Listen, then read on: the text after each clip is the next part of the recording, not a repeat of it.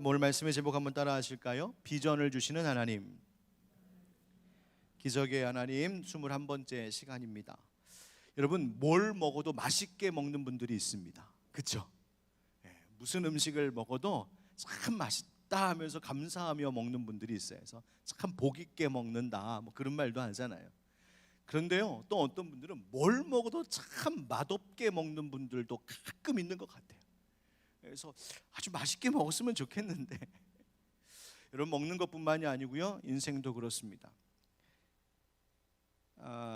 리플러스라고 하는 사람의 심리와 관계를 연구하는 연구소에 한 박재현이라고 하는 소장님이 강연한 강의를 얼마 전에 우연히 유튜브를 통해서 보게 되었는데 참 좋다, 참 정말 그렇다, 많이 공감하는 내용이어서 오늘 설교의 그 첫 시작을 그분의 강연 중에 일부를 그냥 소개하는 것으로 이 설교를 시작하려고 합니다. 그분의 강연의 이제 주제가 뭐였냐면 뭘 해도 행복한 사람들의 습관이었어요. 너무 좋잖아요. 뭘 해도 행복하다. 뭘 해도 행복하다. 얼마나 좋은 일이에요. 그런 사람들이 있다는 거예요. 뭘 해도 행복한 사람. 그래서 뭘 해도 긍정적이고 낙천적인 사람.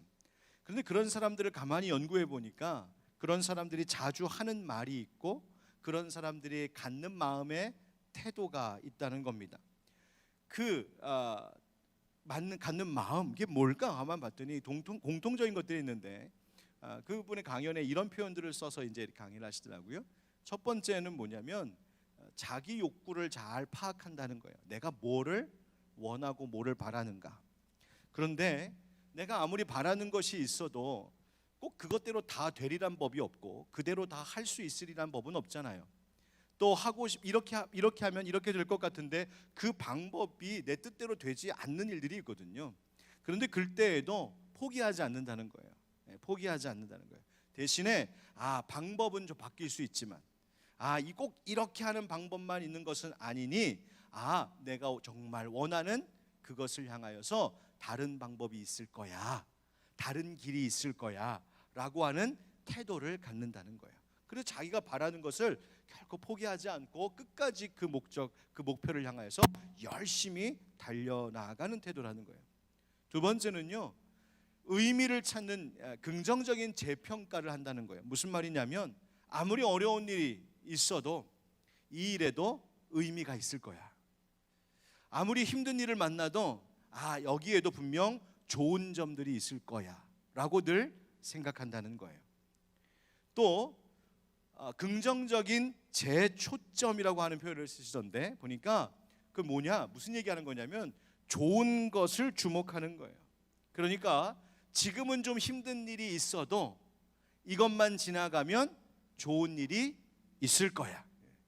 그래서 내 관심, 내 초점을 지금의 어려운 것에만 막 초점을 맞추지 않고 장래에 있을 좋은 일들에 초점을 두고 사는 거예요.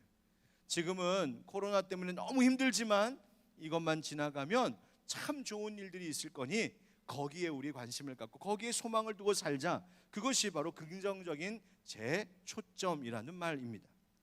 또 한 가지는 뭐냐면 이런 사람들은요, 불편한 것이 있을 때에도 불편한 것을 편안함으로 관점을 전환하는 마음의 자세를 가지고 산다는 거예요. 이게 무슨 말이냐? 어려운 일이 딱 생겼어요. 그런데 그 어려운 일 앞에 예를 들어서 차 사고가 딱 났다. 그러면 그때 그 사고가 났다는 것 자체는 얼마나 불편한 일이에요. 그런데 관점을 바꾸어서 뭐라고 말하냐면 이 정도이길 다행이네. 어떤 어려움이 있을 때 그 불편한 상황들 속에서도 이만하길 다행이네. 이렇게 이야기를 한다는 거예요. 그래서 이와 같은 태도와 이와 같은 말을 많이 하면서 사는 사람들은 뭘 해도 행복하더라는 거죠. 그런데 이런 내용을 들어보면 그 사람 성격이 좋네. 원래 그런 성향을 타고난 거 아니야? 기질적인 그런 것을 타고난 것 아니야? 이렇게 생각할 수 있는데 그렇지 않다는 거예요. 그러면서 예를 드는 것이 어떤 아이가 태어났는데 그 아이가 낙천적인 성향을 가지고 기질을 가지고 태어났다. 그런데 아무리 그 자녀가 낙천적이고 긍정적인 기질을 가지고 태어났다고 해도 부모가 부정적이면 절대로 그 낙천적인 기질이 나타낼 수가 없고 그것이 짓눌려 버린다는 거예요. 그러면서 한 가지 들려주는 이야기가 있었는데 참 인상적이거든요. 함께 일하는 팀에 어떤 팀장이 있으셨는데 이 팀장은 그렇게 사람들을 힘들게 하는 사람이었다는 거예요. 그래서 팀원들이 이분하고만 한 팀이 되면 같이 일하기가 너무 힘든 거예요. 왜? 맨날 화도 잘 내고 잔소리도 많고 매사에 부정적이고 그랬던 것 같아요. 그런데 이 부정적인 팀장을 변화시킨 한 팀원이 있었는데 이분 때문에 그 팀장이 태도가 달라졌다는 거예요. 그래서 이 팀원이 도대체 어떻게 이분을 변화시켰을까 하고 가만히 관찰해 보니까 이 팀원은 매우 긍정적인 사람이었는데 그 팀원이 자주 하던 말이 있었다는 겁니다. 무슨 말이냐 하면 팀장님이 막 짜증을 내고 화를 내고 말도 안 되게 막 이렇게 부정적으로 막 그런 태도를 보이면 다른 사람들 같으면 뭐야 왜 저래? 무슨 일 있었나? 이상해. 미쳤나 봐. 막 이러면서 안 좋게 이야기하고 상관하지 않고 멀리하려고 하는데 그 팀장을 변화시킨 팀원은 무슨 말을 하냐면 그럴 때마다 가갖고서 무슨 일이세요? 왜 그러세요? 무슨 일 있으셨어요? 물어본다는 거예요. 여러분 처음에 어땠겠어요? 그 팀장이 이 사람 왜 이럴까? 그랬을 거 아니에요. 그런데 그 호기심을 가지고 늘 가까이 다가가서 오히려 무슨 일이 있으셨어요? 왜 그러세요? 라고 물어보니까 점점 그 마음을 열고 왜 그러는지 이야기를 하고 소통이 되고 공감이 되면서 그 태도가 달라지더라는 거예요. 그래서 그렇게 적극적으로 다가가는 이 팀원이 너무 신기했던 이 강연을 하고 있는 이 강사가 물어봤대요. 인터뷰를 했대요. 아니 당신은 어떻게 그렇게 그 사람에게 다가가고 긍정적으로 자꾸만 대할 태도를 갖습니까? 그랬더니 그분에게 있었던 한 이야기를 들려주더라고요. 이 팀원이 이 긍정적인 태도를 가진 분이 어려서 집안이 너무나 가난했답니다. 너무 가난해서 지금 살고 있는 집에서 쫓겨날 상황까지 이르렀다는 거예요. 그래서 너무 이제는 어떻게 사나 싶을 정도로. 그런데 어느 날 부모님이 어디서 1,000만 원을 구해 오셨답니다. 그런데 사실 당장 이 집 문제를 해결하기에는 턱없이 부족한 액수여서 사실 그 1,000만 원 가지고 해결도 안 될 일이었어요. 그거 있으나 마나 하는. 그런데 다른 사람 같으면 1,000만 원 이거 뭐 있으나 없으나 문제는 여전히 똑같은데 그렇게 생각했을 텐데 그날 이분의 부모님은 뭘 했냐면 그 1,000만 원을 가지고 삼겹살 파티를 했대요. 바닥에다 신문지를 쫙 깔아놓고 온 가족들을 다 불러 모으다가 삼겹살을 쫙 사다가 아이들 먹이면서 이렇게 얘기했다는 거예요. 야, 우리 집에도 빛이 보이는구나. 야, 이거 되겠다. 뭔가 방법이 있겠다. 그분이 추억하기를 그때 자기 너무 행복했었다고. 문제는 해결되지 않았어요. 여전히 문제는 있어요. 당장 있는 것 가지고 별로 이렇게 큰 도움도 될 것 같지 않아요. 그런데 앞서 이야기했던 것과 같은 태도를 가지고 그 관점을 전환하니까 달리 보이기 시작했어요. 그래서 그 일이 잘 되지 않는 것 같은 상황 속에서도 방법이 있겠구나라고 하는 그 긍정적인 태도를 가진 부모의 영향이 자기에게 지금까지도 미쳐온 것 같다라고 간증 아닌 간증을 했다는 거예요. 여러분, 긍정적인 사람이라고 말할 때, 긍정적이다고 말할 때는요, 영어로 그래서 positive라고 말하고요, 부정적이다 할 때는 negative 이렇게 얘기하잖아요. 근데 이 positive와 negative 수학에서 보면 바로 우리가 얘기하는 더하기 플러스 있죠? 그 더하기를 말할 때 positive라고 이야기하고요, 빼기 음수잖아요. 양수 음수 할 때 음수를 negative라고 말해요. 제가 한번 생각해 보니까 그렇구나. 이 긍정적인 포지티브한 말과 태도를 가지고 그 포지티브한 긍정적인 말을 하는 사람들은 그런 말을 할수록 좋은 일들이 더해지고, 그죠? 더하게요. 네거티브, 부정적인 말과 부정적인 마음으로 사는 사람들은 그 말을 할 때마다 마이너스, 빼기가 되어져 가는구나. 진짜 그런 것 같아요.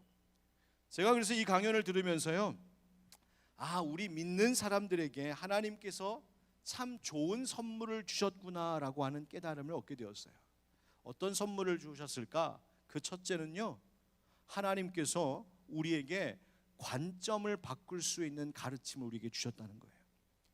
여러분, 사람의 관점, 나의 관점, 세상의 관점에 사로잡혀 있지 않고 하나님이 바라보시는 그 관점, 내게 있는 지금 부정적인 상황에 대하여서 내가 어떻게 볼 것인지, 그것에 대해서 그냥 세상적으로, 인간적으로 다른 사람들 말하는 것처럼 그렇게 보지 않고 성경을 통하여서 하나님께서 깨달음을 주심으로, 말씀을 주심으로 내가 이 문제들을 어떻게 바라볼 것인가에 대한 긍정적인 관점을 가질 수 있도록 하나님께서 우리에게 가르침을 주셨다. 그 첫 번째, 관점을 바꿀 수 있는 가르침을 주셨구나. 또 두 번째로 생각해 보니까 하나님께서 이런 어려운 상황 속에서도 무슨 말을 하며 살아야 하는지를 가르쳐 주셨음을 깨닫게 되었어요. 무슨 말? 도무지 불가능할 것 같을 때 가능성이 있음을 말하는 소망의 말을 하고, 사랑의 말을 하고, 용서의 말을 하고, 화해의 말을 하고, 믿음의 말을 하고, 감사할 것 하나 없을 것 같은데 감사의 말을 하고, 그래서 그 말이 곧 나의 마음이 되고, 그 말과 그 마음이 결국 내 삶의 열매가 되도록 하시는 하나님의 역사가, 하나님의 은혜가 믿는 자들에게 부어졌구나 하는 것을 알 수 있어요. 또 세 번째는요, 하나님께서 우리에게 기도를 가르쳐 주셨다는 거예요. 그분의 강연을 듣다 보니까 뭘 해도 행복한 사람이 있는가 하면 반대로 뭘 해도 불행하게 여기는 사람들이 있다는 거예요. 근데 그 이유가 뭐냐면 그 마음속에 여러 가지의 부정적인 것, 그리고 사람들이 하는 말도 왜곡하여서 꼬아서 듣는 그런 부정적인 것들이 많이 있어서 아무리 좋은 것이 있어도 튕겨나가더라는 것이죠. 그래서 그분이 조언하는 것이 뭐냐면 그 마음속에 있는 그 부정적인 것을 좀 털어낼 수 있어야 된다. 내가 이 당장 내 마음속에 있는 어떤 상처, 트라우마라고 하죠. 상처라든지 그 부정적인 생각이라든지 불안함이라든지 근심이나 염려 같은 것을 좀 누군가랑 이야기하면서 덜어내고 털어놓으면 어떤 일들에 대해서 내가 바라보는 관점이 많이 달라진다는 거예요. 그러면서 그것이 기도가 되었던 상담이 되었건 뭐 그러더라고요. 바로 기도. 그렇구나. 하나님께서 우리 믿는 자들에게 기도할 수 있게 하셨지. 그래서 하나님께 털어놓을 수 있는 그 길을 열어주셨음을 알 수 있어요. 내 안에 부정적인 것, 내 안에 근심과 염려와 어두운 것들을 하나님 앞에 털어놓음으로 내 삶 가운데 다가오는 모든 현실의 어떤 어려운 문제들이 거기에 짓눌리지 아니하고 그 속에서도 그것을 긍정적으로 바라볼 수 있는 마음으로 전환시킬 수 있는 그 힘을 갖도록 하나님 앞에 털어놓을 수 있는, 기도할 수 있는 권세가 우리 가운데 부어졌음을 우리는 알고 있죠. 뿐만 아니라 이 부정적인 마음 혹은 긍정적인 마음은 서로에게 영향을 주거든요. 전염이 돼요. 그래서 네 번째, 하나님 우리에게 주신 은혜가 뭔가 생각해 봤더니요, 함께 할 사람들을 주셨어요. 어떤 사람입니까? 바로 지금 함께 말씀을 듣고 기도하려고 모여있는 믿음의 형제자매들입니다. 교회를 우리에게 허락해 주셨고, 목장이라고 하는 작은 그룹들을 우리에게 허락해 주셨고, 우리의 가족을 주셨고, 그래서 그 안에서 우리의 마음의 무거운 짐들을 함께 털어놓고 내려놓음으로 어떤 일들에 대해서 부정적인 판단보다는 긍정적인 믿음을 가질 수 있도록 믿음의 사람들을 우리에게 붙여주신 것, 하나님의 은혜인 줄 믿습니다. 뿐만 아니라 다섯 번째, 하나님께서 비전을 주셨다라는 생각도 갖게 하십니다. 여러분, 부정적일 수 있는 모든 상황 속에서도 긍정적일 수 있는 것은 그 힘이, 긍정의 그 힘이라는 거 어디서 올까? 바로 이 부정적인 일들을 통해서까지라도 하나님께서 이루실 마침내 선한 일들을 바라볼 수 있는 믿음을 가질 때 우리는 부정적인 상황과 형편 속에서도 긍정적 관점을 가질 수 있는 것이거든요. 그렇다면 우리가 바라볼 수 있는 그것이 무엇일까? 바로 우리는 그것을 소망이라고 말하기도 하고 하나님께서 우리에게 주시는 비전이라고도 말할 수 있지 않겠습니까? 바로 하나님께서 우리에게 주셨어요. 여러분, 하나님의 기적은 바로 이와 같은 사람들 가운데서 시작됩니다. 애굽에서 종살이하던 이스라엘 백성들 한번 여러분 다시 한번 생각해 보세요. 우리가 지금 출애굽기 말씀을 쭉 함께 생각해 보고 오늘 이제 민수기 말씀을 함께 나누고 있는데요. 여러분, 애굽에서 종살이하던 이스라엘 백성들, 바로의 권세가 막 하늘을 찌르고 그 무시무시한 애굽의 채찍이 이 이스라엘 백성들을 노예로 삼아 비참한 생활을 하고 있을 때, 그 암울했던 그 상황 속에 여러분, 거기서 무슨 낙관적인 생각과 무슨 긍정적인 생각을 할 수 있겠어요? 그런 중에 놀랍게도 하나님은 모세를 불러 말씀하시잖아요. 출애굽기 3장 10절 12절에 보니까 하나님 이렇게 말씀하셨더군요. 이제 내가 너를 바로에게 보내어 너에게 내 백성 이스라엘 자손을 애굽에서 인도하여 내게 하리라. 그러자 하나님께 모세가, 하나님 제가 누군데 거길 갑니까? 긍정적일 수 없죠. 그런데 12절 말씀에 뭐라 하십니까? 하나님이 이르시되 내가 반드시 너와 함께 있으리라. 네가 그 백성을 애굽에서 인도하여 낸 후에 너희가 이 산에서 하나님을 섬기리니 이것이 내가 너를 보낸 증거니라. 아멘. 모세에게 있어서 사실 긍정적으로 낙관적으로 바라볼 수 있는 상황과 형편, 시대적인 상황이 전혀 아니었음에도 불구하고, 또 자신의 지금 상황도 그랬음에도 불구하고 하나님께서 모세에게 그림을 그려주셨어요. 내가 너를 보내어 내 백성들을 애굽에서 인도하여 낼 것이고, 마침내 이 산에서, 네가 지금 있는 이 산에서 그 백성들과 함께 하나님 예배하는 그것을 보게 하겠다. 모세의 마음속에 하나님의 비전을 그려주셨어요. 사람들은, 세상은 도무지 불가능해, 있을 수 없는 상황이야라고 할 때 하나님의 비전을 그려주셨단 말이에요. 그뿐 아니죠. 이스라엘 백성들이 애굽에서 나와 갈 때, 여러분 그 유명한 홍해 사건에서도 마찬가지이죠. 홍해가 앞을 가로막고 있을 때, 여러분 그 상황 속에서 앞에는 홍해가 있고 뒤에서는 바로의 군대가 쫓아오고 있을 때에 어떻게 긍정적인 생각을 할 수 있겠어요? 그런데 하나님, 그때 하나님의 일을 보여주시죠.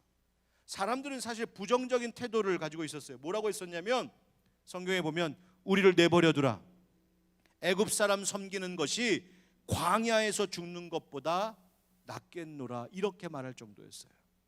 그런데 그 부정적인 상황 속에서 하나님은 또다시 모세와 이스라엘 백성들에게 하나님의 비전을 그려주시는데, 그것이 출애굽기 14장 15절 16절 말씀이에요. 여호와께서 모세에게 이르시되 너는 어찌하여 내게 부르짖느냐? 이스라엘 자손에게 명령하여 앞으로 나아가게 하고 지팡이를 들고 손을 바다 위로 내밀어 그것이 갈라지게 하라. 이스라엘 자손이 바다 가운데서 마른 땅으로 행하리라. 아멘. 현실적으로 눈앞에 홍해밖에 보이지 않고 뒤에는 애굽의 군대 쫓아오고 있는 현실이고, 현실적으로 바라보면 도무지 낙관적으로 바라볼 수 없는 이 형편 속에서 하나님은 모세의 마음속에 비전을 그려주셨어요. 무엇을? 홍해가 갈라지고 마른 땅 걷듯 내가 너희를 건너가게 하겠다. 하나님의 비전이었어요. 하나만 더 생각해 볼까요? 이스라엘 백성들이 광야길 가다가 먹을 것 없어갖고 투덜거리고 원망하기 시작할 때였어요. 사람들의 부정적인 태도는 무엇이었냐면 이런 것이었죠. 애굽 땅에서 고기가마 곁에 앉아있던 그때와 떡을 배불리 먹던 그때에, 그때 여호와의 손에 죽었더라면 좋았을 것을 너희가, 즉 모세와 아론, 너희가 이 광야로 우리를 인도해내어 이 온 회중이 굶주려 죽게 하는구나. 이것이 그 상황 속에서 그들이 가졌던 부정적인 태도였어요. 그런데 도무지 낙관할 수 없는 이 상황 속에서 하나님은 또다시 모세에게 비전을 그려주시죠. 뭐라고? 출애굽기 16장 4절에 보니까 그때 여호와께서 모세에게 이르시되 보라, 내가 너희를 위하여 하늘에서 양식을 비같이 내리리니 백성이 나가서 일용할 것을 날마다 거둘 것이라 이같이 하여 그들이 내 율법을 준행하나 아니하나 내가 시험하리라. 아멘. 여러분, 지금 세 가지의 예만 살펴보았지만 이러한 일들이 무수히 많았잖아요. 애굽에서 종살이하고 있는 이 끔찍한 상황 속에서도 하나님은 모세의 마음속에 그들이 오히려 시내산에서 하나님을 예배하는 모습을 마음속에 비전으로 그려주셨고, 홍해 바다 앞에서 아니면 바로의 군대에 다 죽임당할 수밖에 없는 형편 속에서 바로의 모세의 마음속에 홍해를 건너는 비전을 주셨고, 다 굶주려 죽겠습니다, 원망이 하늘로 치솟고 있을 때에 다시 모세의 마음속에 하늘에서 오히려 양식이 비처럼 내릴 그 비전을 심어주셨고요. 여러분, 이 모든 것은 다 하나님의 아이디어였습니다. 이 모든 것은 사람의 계획이 아니고 하나님의 계획, 하나님의 아이디어, 하나님의 빅픽처였어요. 여러분, 우리는 그것을 비전이라고 말할 수 있겠죠. 하나님은 참으로 우리로서는 아무것도 보이지 않는 상황 속에서도 보게 하시는 분이시고, 우리로서는 아무것도 할 수 없다고 부정적인 말밖에 쏟아지지 않을 형편 속에서도 하나님은 하실 수 있습니다라고 말할 수 있게 하시는, 우리에게 비전을 주시고 믿음을 주시는 하나님이신 줄 믿습니다. 여러분, 하나님의 기적이 어디에서 시작될까? 바로 그것은 그 비전을 받아들이고 그것을 이루실 하나님을 믿고 따를 때에 언제나 거기서 하나님의 기적은 시작되곤 했습니다. 오늘 우리가 함께 교독한 말씀도 바로 그것이죠. 여러분 잘 아시는 바로 가나안 땅 정탐꾼 이야기입니다. 광야길을 걸어와서 지금 눈앞에 가나안 땅이 있습니다. 하나님께서 각 지파 중에 지휘관 한 명씩을 뽑아서 가나안 땅 정탐을 보내게 하시죠. 성경은 그 12명, 정탐꾼 12명의 이름을 다 기록해 주었습니다. 여러분, 성경에 그 이름이 기록된다는 게 얼마나 큰 영광이에요. 하나님께서 주실 그 땅, 아브라함 때부터 약속하신 그 땅을 이제 직접 처음 눈으로 보고 밟을 수 있는 그 영광이 지금 그 12명에게 주어졌단 말이죠. 결국 그것은 그들에게 하나님 주시는 비전이었어요. 그런데 그 12명의 정탐꾼 중 여러분 아시는 것처럼 여호수아와 갈렙을 제외한 나머지는 다 이 일에 대하여서 부정적이었어요. 뭐라고 했습니까? 물론 그 땅은 젖과 꿀이 흐르는 땅입니다, 거기에서 이 가전 과일들 한번 보십시오라고 말하였지만 그 다음 말이 이 모든 좋은 것들을 다 뒤집어 엎어버렸죠. 뭐라고 했습니까? 그런데 말입니다, 그 땅 가보니 거주민은 강하고 성읍은 견고하고 크고 거기 사람들은 장대한 거인들이더군요. 거기에 비하니까 우리는 메뚜기 같았습니다. 그 소리를 들은 백성들이 오늘 우리가 읽은 본문의 1절에서처럼 어떻게 했습니까? 밤새도록 통곡했다 되어 있습니다. 여러분, 이런 생각 한번 안 해봤어요? 왜 하나님은 그러게 왜 하나님 정탐꾼을 보내신 거야? 정탐꾼 보내지 말고 그냥 바로 들어가게 했으면 그런 일도 없었지 않았을까? 그런데요, 성경을 보니까 정탐꾼 보내기 전부터 이미 백성들의 마음속에는 부정적인 마음, 즉 염려와 두려움이 가득 차 있었어요. 어떻게 알 수 있냐고요? 모세가요, 나중에 이제 가나안 땅 뱅글뱅글 돌다가 결국 다시 가나안 땅 앞에 서잖아요. 그 모압 땅에서 이스라엘 백성들에게 연설하고 설교하는 것이 신명기의 말씀인데, 신명기 1장에 보니까 모세가 바로 지금 우리가 오늘 읽은 이 민수기 14장 이때의 일을 회고하면서 뭐라고 얘기했냐면 이렇게 이야기합니다. 신명기 1장 21절부터의 말씀이에요. 너희 하나님 여호와께서 이 땅을 너희 앞에 두셨은즉 너희 조상의 하나님 여호와께서 너희에게 이르신 대로 올라가서 차지하라. 두려워하지 말라. 주저하지 말라. 하나님 그렇게 하셨어요. 가서 차지해. 그런데 22절 보니까 너희가 다 내 앞으로 나와 말하기를 우리가 사람을 우리보다 먼저 보내어 우리를 위하여 그 땅을 정탐하고 어느 길로 올라가야 할 것과 어느 성읍으로 들어가야 할 것을 우리에게 알리게 하자 하기에 내가 그 말을 좋게 여겨 너희 중 각 지파에서 한 사람씩 12를 택하매 그들이 정탐하고 온 것이다. 그러니까 이미 백성들의 마음속에 하나님 가라, 두려워하지 말고 주저하지 말고 가라고 하셨음에도 불구하고 그 마음속에 두려움과 불확실함과 그 염려 때문에 모세에게 건의했다는 거예요. 먼저 좀 보내봅시다. 어떻게 될지 모르니 우리 정탐꾼 먼저 보내봅시다 해서 시작된 것이 정탐꾼 보낸 일이었어요.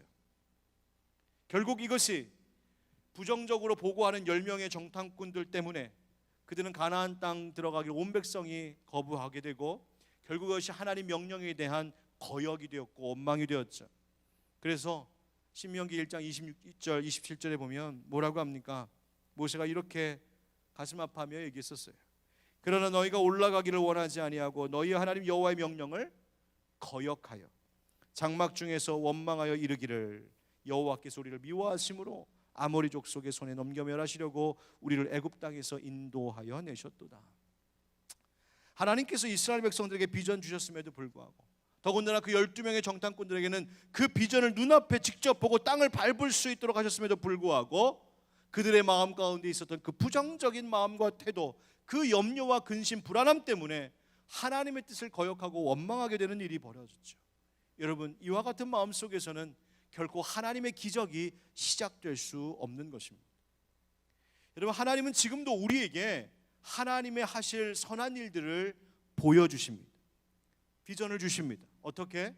성경의 말씀을 통하여 하나님께서 교회와 가정과 각 사람에게 이루실 선한 일들을 보게 하시고 그 약속을 붙들게 하십니다. 또 그 약속을 의지하여 하나님 앞에 기도할 때마다 그 약속이 실제로 우리의 현실 가운데 어떻게 구체적으로 이루어질지 그 마음의 소원을 갖게 하시고 구하게 하십니다. 때로는 하나님께서 좋은 아이디어도 주시고 어떤 계획을 세울 수 있게 하시기도 하시고 우리의 마음의 동기를 불러일으키기도 하십니다. 서로 함께 어떤 일을 위하여서 의논할 때에 서로의 대화와 의논 속에서 하나님의 뜻을 캐치할 수 있게도 하시고, 어떤 일이 되어가는 상황을 보면서 하나님께서 우리에게 이와 같은 일을 이루려고 하시는구나, 하나님의 꿈, 하나님의 비전을 볼 수 있게도 눈을 열어주기도 하십니다. 하나님 지금도 우리에게 하나님의 꿈, 하나님의 비전을 주시는 분이십니다. 여러분, 간혹 이게 내 뜻인지 하나님의 뜻인지, 이게 내 마음의 소원인지 아니면 하나님의 비전인지가 잘 분별이 안 되실 때가 혹시 있지는 않으십니까?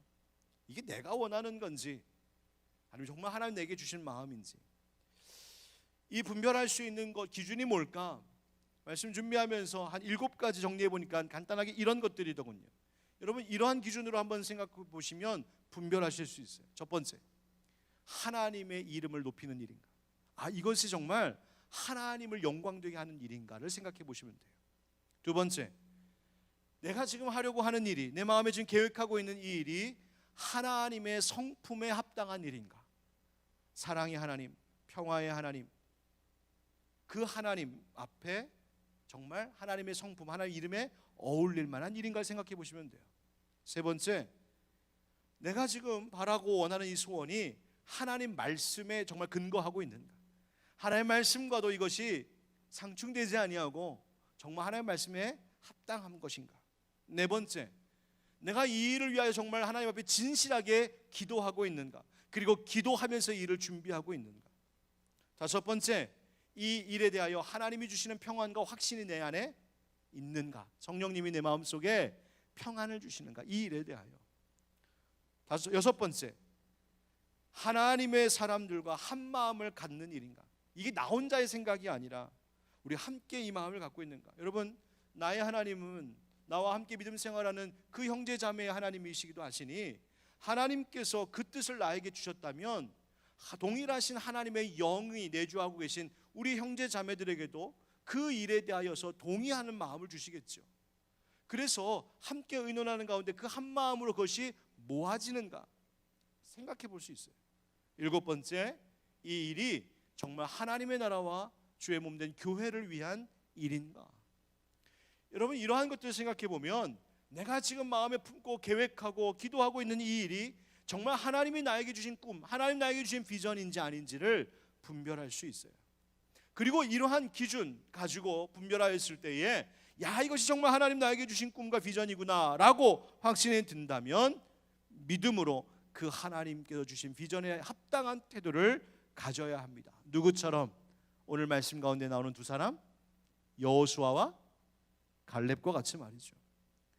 여러분, 여호수아와 갈렙이 어떤 태도를 취했어요? 백성들이 통곡하고 큰일 났다 큰일 났다 원망하며 정말 주저앉아 있을 때에 여호수아와 갈렙이 옷을 찢으며 말했습니다. 옷을 찢으며 말했다는 말은요, 극한 슬픔을 이야기하는 거예요. 죄악된 것을 싫어하는 마음입니다. 거룩한 의분을 가졌다는 이야기예요. 바로 이 두 사람, 아닙니다, 할 수 있습니다, 가야 합니다, 하나님 말씀 거역하지 말아야 합니다 라고 하는 하나님 주신 그 꿈과 비전을 믿음으로 행하려고 했던 이 두 사람, 여러분, 바로 그 사람들에게 하나님은 이스라엘의 미래를 맡기셨어요. 여러분 2대 10이었습니다. 아니 2대 이스라엘 모든 백성들이었어요. 그런데 하나님은 많은 사람들의 그 소리가 주장보다 하나님의 비전을 믿음으로 붙든 그 소수의 사람, 그 두 사람을 기뻐하셨고 그들에게 하나님의 소망을 주셨고 그들에게 미래를 맡기셨어요. 여러분, 하나님은 지금도 하나님의 비전을 붙들고 믿음으로 사는 자들을 찾고 계십니다. 이란의 한 시인이 이런 시를 지었는데 시의 내용이 이런 거예요. 물었어요. 절대자에게, 신에게, 도대체 당신은 누구입니까? 그랬더니 그 신이 이렇게 대답했다는 거예요. 나는 너의 소망이다. 그러면 나는 누구입니까? 여러분, 사실 당신은 누구입니까? 나는 누구입니까? 너무나 본질적인 질문이잖아요. 그럼 나는 누구입니까? 그랬더니 그 소망의 소망이다. 무슨 말이에요? 이걸 우리 기독교 신앙인들에게 적용해 보자면 이거죠. 하나님 당신 누구입니까? 너의 소망이다. 하나님 나의 소망 되시는군요. 하나님 나는 누구입니까? 너의 소망되는 이의 소망이다. 너는 내가 소망을 두고 있는 자이다. 여러분, 하나님께서 우리를 그렇게 찾고 계시고 그렇게 여기신다는 거예요. 믿음으로 하나님의 비전을 붙드는 그 몇 사람, 교회에서도 직장에서도 가정에서도 하나님이 주시는 그 꿈을 붙든 믿음의 몇 사람을 통하여 하나님께서는 그들을 통하여 일하길 원하시고 그들을 기뻐하시고 그들에게 그 공동체의 미래를 맡기신다는 것이죠. 여러분, 생각해보면 우리 교회도 그렇게 시작되지 않았습니까? 우리 교회가 시작될 때에 많은 사람들이 그 꿈을 꿨던 것이 아닙니다. 많은 사람들이 여기에 이런 교회를 세우겠다고 꿈꿨던 거 아닙니다. 그 몇 사람, 이 지역에 하나님께서 기뻐하실 바르고 건강한 새로운 공동체, 믿음의 공동체를 세우는 것, 하나님의 꿈, 하나님의 비전이구나라고 믿음으로 붙들었던 그 몇 사람을 통하여 출발되었고, 그 믿음에 동의하고 그 비전에 동참하길 원했던 자들이 모여서 지금 이 교회를 이루고 있는 것이죠. 여러분, 우리의 삶 가운데 그 믿음의 몇 사람이 필요하고 하나님 찾고 계시고, 바로 오늘 이 밤에 함께 이 말씀 듣고 기도하는 여러분들이 그 믿음의 몇 사람 될 수 있기를 주님의 이름으로 축원드립니다. 여러분, 그러면 어떠한 자들이 되어야 될까? 결론과 같은 이야기입니다. 첫 번째, 따라합시다. 하나님의 비전을 다시 되새겨야 합니다. 하나님의 비전을 다시 되새겨야 합니다. 여호수아 갈렙이 어떤 태도를 보였는가 봤더니 오늘 7절 말씀에 먼저 뭐라고 말하냐면, 이스라엘 자손의 온 회중에게 말하여 이르되 우리가 두루 다니며 정탐한 땅은 심히 아름다운 땅이니라. 무슨 말입니까? 그 땅이 얼마나 아름다운지 그 땅의 비옥함을 높여 말했다는 것이죠. 여러분, 하나님이 주신 꿈, 하나님이 주신 비전을 가벼이 여기지 않기를 바랍니다. 잊어버리지 말고, 무시하지 말고, 그 마음속에 다시 또 품고 또 곱씹어 새기셔야 합니다. 세상 사람들이 말하는, 세상 사람들이 따르는 그 꿈, 세상적인 야망과 욕망, 이러한 것에 하나님의 비전이 비할 것이 아님을, 하나님의 비전은 세상의 차원과는 다른 영원하고 원대한 하나님의 꿈임을 여러분 중히 여기시고, 하나님 나에게 주신 그 꿈을 다시 찾고 다시 되새길 수 있기를 축복합니다. 여러분, 아이들에게도, 우리 자녀들에게도 그거 가르쳐야죠. 하나님이 주시는 꿈 가져야 된다. 하나님이 주시는 비전 가져야 된다. 그게 진짜 아름다운 것이다. 여러분, 우리 성도들도 그렇게 되기를 원합니다. 저는요, 지금 기도하고 있는 것 있습니다. 하나님, 2023년, 내년이에요, 내년. 아직 오늘 9월 말일이죠. 9월 말일인데요, 오늘 새벽에도 기도했어요. 하나님, 2023년 우리 하늘빛 광성교회 공동체를 향하여 하나님 이루실 일들을 제게 비전으로 주십시오. 벌써부터 막 기대가 되고 있어요. 하나님, 미리 먼저 저로 하여금 알게 하시고 보게 하시고 계획하게 하시고 기도하게 해주십시오. 그리고 그 비전, 하나님 주신 그 꿈에 동참할 믿음의 몇 사람을 붙여주십시오. 그래서 지금 기도 시작했어요. 여러분도 함께 그 꿈을 귀히 여기면서 함께 기도하고 동참하는 믿음의 우리 모두 되길 주의 이름으로 축복합니다. 두 번째는요, 어떠한 사람들이 믿음의 사람들이냐면 바로 하나님의 사랑에 희망을 거는 사람들입니다. 8절 말씀해 보니까 여호수아 갈렙이 이렇게 말해요. 여호와께서 우리를 기뻐하시면 우리를 그 땅으로 인도하여 들이시고 그 땅을 우리에게 주시리라. 이는 과연 젖과 꿀이 흐르는 땅이니라. 아멘. 주께서 우리를 뭐 하시면? 여호와께서 우리를 기뻐하시면, 이 말을 다르게 번역하면 주께서 우리를 사랑하신다면, 이런 말이에요. 여러분, 이 말은 하나님의 사랑에 대하여 의심하는 말이 아닙니다. 이 말은 하나님이 우리를 사랑하시니, 하나님이 우리를 기뻐하시니, 하나님이 우리를 붙드시니, 하나님의 사랑이 있다면, 하나님이 우리를 향한 그 사랑과 기쁨이 있다면 이 일은 얼마든지 가능한 것입니다라고 지금 고백하고 있는 거예요. 여러분, 우리가 어떤 일에 대해서 자꾸만 부정적이 되는 이유가 뭔지 아십니까? 그것은 내 형편과 내 실력과 현실의 상황 안에서만 생각하고 있기 때문이에요. 10명의 정탐꾼들과 이 백성들은 현실은 직시하고 있었을지 모르나 하나님이 그들을 얼마나 사랑하고 계신 분인지를 잊고 있었어요. 10명의 정탐꾼들과 백성들은 자신들의 실력과 능력의 부족함은 꿰뚫어보고 직시하고 있었을지 모르지만 하나님, 그들을 사랑하시는 하나님이 얼마나 크고 위대하신 능력의 하나님이신지를 잊고 있었단 말이죠. 여러분, 현실을 잘 직시하고 잘 분별하고 판단하는 것 중요한 겁니다. 그러나 하나님이 나를 얼마나 사랑하시는지, 하나님이 우리를 얼마나 기뻐하시는지, 그리고 그 하나님이 얼마나 위대한 능력의 하나님이신지를 기억하는 것보다 중요하진 않습니다. 여러분, 언제나 날 사랑하시는 하나님이심을 기억합시다. 한번 따라 하실까요? 하나님이 날 사랑하십니다. 하나님은 크신 능력의 하나님이십니다. 이 믿음의 태도를 가지셔야 돼요. 세 번째, 따라합시다. 하나님을 거역하지 말아야 합니다. 9절 말씀에 보니까 뭐라고 말합니까? 다만 여호와를 거역하지 말라. 하나님 거역하는 짓 하지 말자고 합니다. 앞서 말씀드렸던 그 8절에 우리가 여호와께서 우리를 기뻐하시면이라고 하는 이 말을 달리 번역하면 이런 뜻이에요. 우리가 여호와의 마음에 들기만 하면, 이런 말이에요. 즉, 우리가 하나님이 기뻐하시는 모습으로 살아가면, 우리가 하나님이 원하시는 뜻대로 살아가면 하나님이 일 가능하게 하신다. 그런데 이 이스라엘 백성들의 마음속에 하나님을 거역하는 마음이 이미 있었어요. 이게 무엇이냐면 두려워하고 염려하고 하나님께서 하신다는 이 약속에 대한 불신이 있었어요. 여러분, 이와 같은 마음과 말을 버릴 수 있기를 주님 이름으로 축복합니다. 우리가 앞서 제가 소개했던 그 강연의 한 내용처럼 우리 정말 복된 말 하며 살았으면 좋겠습니다.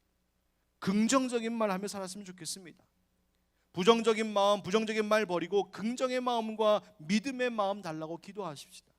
여러분, 이 긍정의 힘이 그저 세상 사람들이 말하는 좋게 생각해야지, 사람이 좀 낙관적으로 세상을 봐야지, 그런 근거 없는 세상의 이야기가 아니라 하나님 내게 주신 약속 때문에, 이 성경에서 우리 가운데 증언하고 계신 하나님이 날 얼마나 사랑하시는가 때문에, 그리고 날 사랑하시는 분이 얼마나 위대한 능력의 하나님이신가, 바로 그 믿음 때문에 갖게 되는 긍정의 힘, 바로 그것을 가지고 우리의 이 세상을 살아갈 수 있기를 주의 이름으로 축복합니다.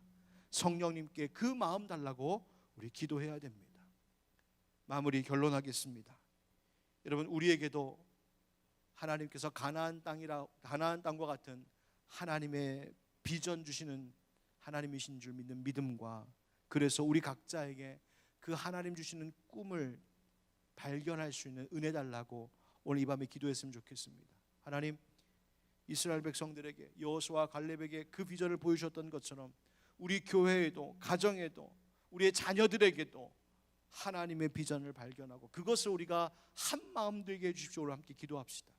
또 한 가지는, 하나님, 현실은, 모든 형편과 상황은 도무지 안 될 것 같은 부정적인 생각이 먹구름처럼 밀려와도 주님, 하나님이 우리를 기뻐하시며 하나님이 우리를 사랑하시니 하나님의 능력은 확실하시고 하나님의 약속은 반드시 이루어질 것이니 하나님 뜻 이루어질 줄 믿습니다라는 믿음으로 하나님이 나와 함께 하심을 기억하게 해 주십시오.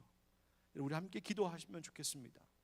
여호수아 1장 9절 말씀 우리가 마지막으로 함께 읽고 마치겠습니다. 시작.